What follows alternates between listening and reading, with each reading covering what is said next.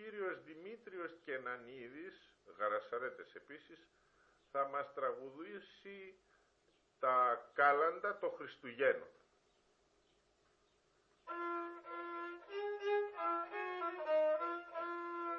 Χριστός γεννάται σήμερον εν Βιθλεέμ την πόλη, οι ουρανοί αγαλώνται χαιρεητής εις όλοι. Εν το σπηλαίον τίκεται βαφή των αλόγων, ο βασιλεύς των ουρανών και ο διοικητής των όλων. Επ' της Περσίας έρχονται τρεις μαγοί με τα δώρα, άστρων λαμπρών τους οδηγεί χωρίς να λείψει ώρα.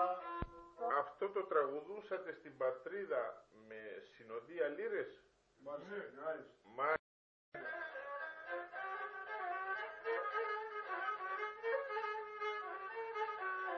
Hacca giden olur hacı, gitmeyen olur dovacı.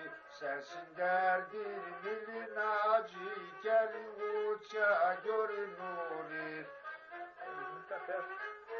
Εκείνος ο οποίος πάει στο χατσλίγι γίνεται λέει χατσής. Εκείνος ο οποίος δεν πάει εύχεται και γίνεται το βάτσις. Μάλιστα.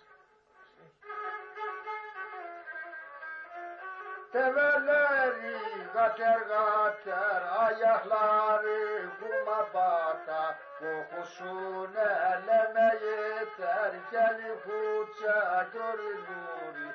Οι καμήλες λέει έτσι καραβάνια έρχονται και τα πόδια τους χώνονται στον άμμο. Γιατί το μέρος εκείνο είναι αμμώδης εκεί.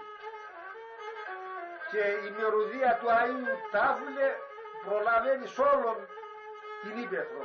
Έρχεται η μυρωδία του Αΐου Τάφλε. Κουτσουσέρι φάλτην άλμα, μπαίνει τάσταν τάσα τσάλμα, νουρί κιόρμεντεν τζάνμα άλμα, κι άλλη φούτσια κιόρι νουρί. Από μένα λέει χρυσόν να μην περιμένεις λέει, ούτε να με βασανίσεις, να με χτυπάς από πέτρα σε πέτρα. Το Άγιο Πνεύμα αν δεν βλέπω λέει η ψυχή μου να μην τελειώσει, να μην βλέπω.